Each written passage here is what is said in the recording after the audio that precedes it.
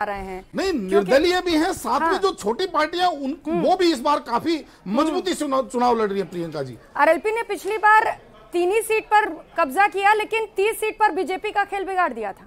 निश्चित रूप से मैं बता रहा हूं ना, और इस बार तो उनके अंदर जिस तरीके से चंद्रशेखर रावण उनके साथ जाकर के मिले, जिनका अभी शेड्यूल कास्ट या यूं कहूं कि दलित वोटों के अंदर उनका काफी अच्छा प्रभाव है, विशेषकर युवाओं के अंदर। तो कहीं ना कहीं मुझे ऐसा लग रहा है कि जो कांग्रेस की आशाओं के ऊपर जो तुषारापात हो रहा है वो, क्योंकि जिस तरीके से पिछड़ा और शेड्यूल कास्ट वोट है उसका कहीं ना कहीं कांग्रेस की तरफ झुकाव माना गया अभी तक के चुनाव में हम देख करके।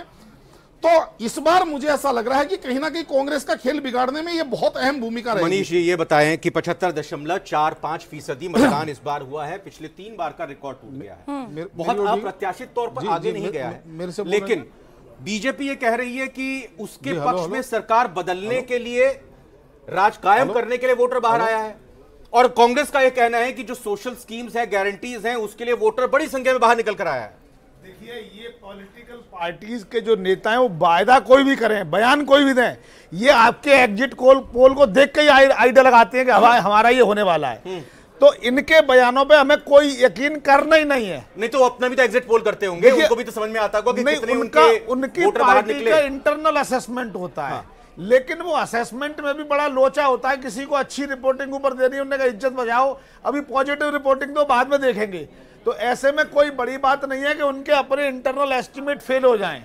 एक बात तो मेरा इस समय कहना यह है कि इस समय जैसा भी निरंजन जी कह रहे थे, निर्दलियों की कोई पोजीशन बनने वाली नहीं है। पूरे चारों पांचों स्टेट में निर्दलीय कहीं कोई किंग मेकर बनने वाले नहीं है। स्पेशली छत्तीसगढ़, राजस्थान और मध्य प्रदेश, इन तीनों जगह जो भी फैसला होना है वो 60 से 65% एक तरफ और बाकी एक तरफ होने वाले हैं। कोई चेंज नहीं आने वाला। कहते हैं कि जब वोट प्रतिशत काफी ज्यादा होता है तो सत्ता में परिवर्तन के लिए होता है। इस बार भी रिकॉर्ड टूटे हैं, ये किस ओर इशारा कर रहे हैं?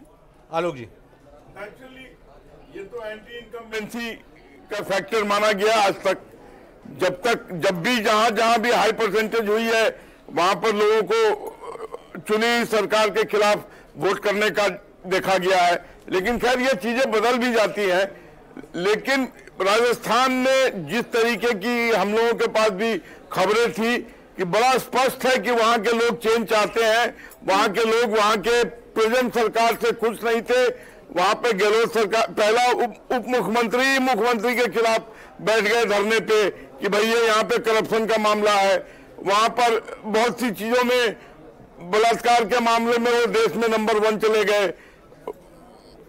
वहां पर लॉ एंड ऑर्डर तार हो गया। मंदिरों को जिस तरीके से तोड़ा गया, जिस तरीके से सर तन से जुदा हुए, बिल्कुल ये सारे मुद्दे सारी चुनाव में गूंजे। वोटर ने क्या सोचकर क्या समझकर वोट डाला है, वो तो अब एग्जिट पोल के जरिए तस्वीर साफ होगी, और उसके अलावा जो नतीजे आएंगे उसमें तो पूरी चीजें, पिक्चर साफ तौर पर निकल कर आ जाएगी। आसिफ हमारे सहयोगी राजस्थान विधानसभा के बाहर से मौजूद है, सीधा उनका रुख करते हैं। आसिफ, मैंने कहा था, आपको आवाज नहीं पहुंच रही थी कि अब जो पीछे विधानसभा आपके है, अगर अभी भी आप वहीं पर हैं तो थोड़ी धुंधली दिखाई दे रही है, कुछ वहां पर धुंध सी छाई हुई है। तो जब नतीजे आएंगे सामने तभी ये धुंध पूरी तरह से छट जाएगी और एग्जिट पोल भी बस आने शुरू हो रहे हैं। 0-0 की जो फिगर है ये बढ़नी शुरू हो जाएगी एग्जिट पोल जैसे जैसे आते रहेंगे। आसिफ, बिल्कुल ठीक कहा रविंद्र आपने। 5 राज्यों के अंदर चुनाव संपन्न हो चुके हैं और कुछ ही मिनटों का वक्त है, उसके बाद के अंदर जो है इस पर बात हो सकती है। हमारे साथ रविंद्र इस समय राजनीतिक विश्लेषक संजय शर्मा मौजूद है, उनसे समझने की कोशिश करते हैं, बात करने की कोशिश करते हैं। सर, आपने चुनाव देखे राजस्थान के भी, और आज जो है 5 राज्यों के अंदर चुनाव संपन्न हो चुके हैं। कुछ ही देर बाद में एग्जिट पोल के नतीजे आने भी शुरू हो जाएंगे।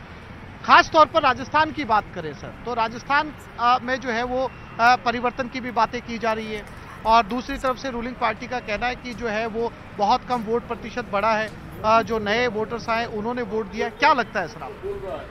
देखिए, ये चुनाव और चुनावों से अलग है। पहली बात तो मेरा कहना ये है कि 2-3 कारणों से अलग है। एक कारण तो ये है कि ऐसा माना जाता है कि यहाँ परिवर्तन 98 के बाद परिवर्तन होता रहा है, कभी बीजेपी कभी कांग्रेस। लेकिन इस बार जो कांग्रेस ने जिस तरह से तैयारी की अब चुनौती देने की, और उसमें से कुछ ऐसी चीज़ें थी जो एंटी इनकम्बेंसी को काटने के लिए बहुत कारगर हो सकती हैं, परिणाम से ही पता लगेगा। एक तो ओपीएस है। ओपीएस के क्या है कि ज़्यादातर जो आपसे स्विंग वोट होता है उसमें नाराज लोग एम्प्लॉयज़ ही होते हैं, क्योंकि वो किसी न किसी वजह से ट्रांसफ़र पोस्टिंग इनकी वजह से नाराज होकर इन्फ्लुएंस करते हैं। ओपीएस ने उसमें उसको बांधने की कोशिश की है।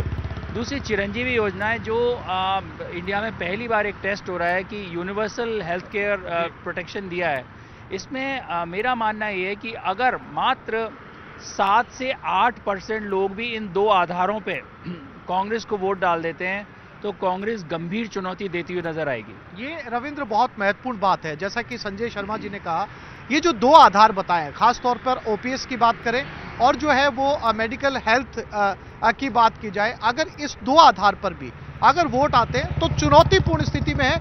ये नहीं कहा जा सकता कि निकलेगी, लेकिन चुनौती गंभीर जो है वो यहाँ पर संजय शर्मा जी का कहना है। एक और सवाल संजय जी मेरा आपसे ये भी है कि जब भी ये माना जाता है कि वोट प्रतिशत जब बढ़ता है, जिस बार भी कहा जाता है कि एंटी इनकम्बेंसी ज़्यादा है, और जब भी वोट प्रतिशत बढ़ता है तो विपक्ष के सत्ता में आने की संभावनाएं ज़्यादा बढ़ जाती हैं। लेकिन कुछ लोगों का ये कहना है कि बहुत कम वोट प्रतिशत बढ़ा है और जिनका बढ़ा है वो नौजवान है, फर्स्ट टाइम के वोटर है। आप क्या कहेंगे? देखिए, मेरे से पूछिए आसिफ भाई तो मैं एक और अलग तरह की व्याख्या करता रहा हूँ जो मैं अकेला हूँ। मेरे हिसाब से वोटिंग प्रतिशत बढ़ा नहीं है, घटा है। इसका कारण ये है कि इस बार आधार से वोट को जोड़ने का प्रक्रिया शुरू हो चुकी थी। राजस्थान देश में सबसे ज़्यादा आधार से जुड़ने वाले लोगों में से 50 लाख लोग, 5 करोड़ 26 लाख में से 50 लाख लोग आधार से जुड़ गए थे। उससे होता क्या है कि ये आधार वाले जो वोटर हैं ये और जगह भी रजिस्टर, 3-4 जगह रजिस्टर हो सकते थे, अब वो एक ही जगह वोट डालेंगे। दूसरी बात ये है कि जो 2020 के दौरान, जो कोविड के दौरान करीब 13,42,000 माइग्रेंट वर्कर्स वापस आए राजस्थान में, जो पहले महाराष्ट्र में और गुजरात में और दिल्ली एनसीआर में काम करते थे। वो लोगों में से ज़्यादातर लोग जो सर्वेक्षण बता रहे हैं वो ये है कि वापस नहीं गए। इनके ना जाने का कारण ये था कि राजस्थान की जो सोशल वेलफेयर स्कीम्स हैं वो उनकी वो असुरक्षा मिटा रही थी जो और किसी जगह पे उनकी हो सकती थी। तो ये जो वोट बढ़ा है, प्रतिशत इसलिए बढ़ा है क्योंकि इस तरह की एक तो स्क्रूटनी साफ सुथरी हो गई जो आधार की वजह से 3-4 जगह वोट होती थी, और दूसरे लोग जो बढ़ गए। तो मेरा मानना है इफेक्टिवली शायद ये वोट घटा है। अब ये किसके पक्ष में जाता है, ये नई स्थितियां हैं। बिल्कुल, आप वहां से बने रहिए। संजय सर से आप और भी बातचीत जरूर करिए, आगे आपका रुख करेंगे। लेकिन निरंजन सर, वोट प्रतिशत बढ़ा, एक और रोचक फैक्ट ये भी कि इस वोट प्रतिशत में जो टोटल है महिलाओं का प्रतिशत मतदान का ज्यादा है बनिस्बत पुरुषों के। तो ये क्या कहता है, ये क्या संकेत दे रहा है? देखिए रविंद्र जी, निश्चित रूप से आपको मैं बताऊं, हमने वो काल भी देखा है कि जब महिलाओं को केवल एक आदेश जारी कर दिया जाता था, फला चुनाव चिन्ह पे आपको वोट करना है। लेकिन आज जिस तरीके से महिलाओं के अंदर मातृशक्ति के अंदर एक जागरूकता भी आई है और राजनीति के प्रति उनकी रुचि भी बढ़ी है और उनका अपना एक मत हो गया। आज हम देख रहे हैं कि गांव के अंदर एक समझ लीजिए सामान्य परिवार की चूल्हे चौके वाली महिला भी आज आर्ग्यूमेंट करती है कि नहीं, मैं अपने पसंद के कैंडिडेट को या अपने पसंद की पार्टी को वोट दूंगी। तो निश्चित रूप से जिस तरीके से जो समाज में जागृति आई है, महिलाओं के अंदर जागृति आई है, जिस तरीके से युवाओं के अंदर एक समझ लीजिए इस चीज को लेकर के एक अवेयरनेस हुई है रविंद्र जी, इसका कारण मत प्रतिशत बढ़ना है। और दूसरी एक सबसे महत्वपूर्ण बात मैं आपको बता रहा हूं कि इस बार राजस्थान के चुनावों के ऊपर जिस तरीके से हमने नजरें गड़ा रखी थी, मैंने पहली बार ऐसा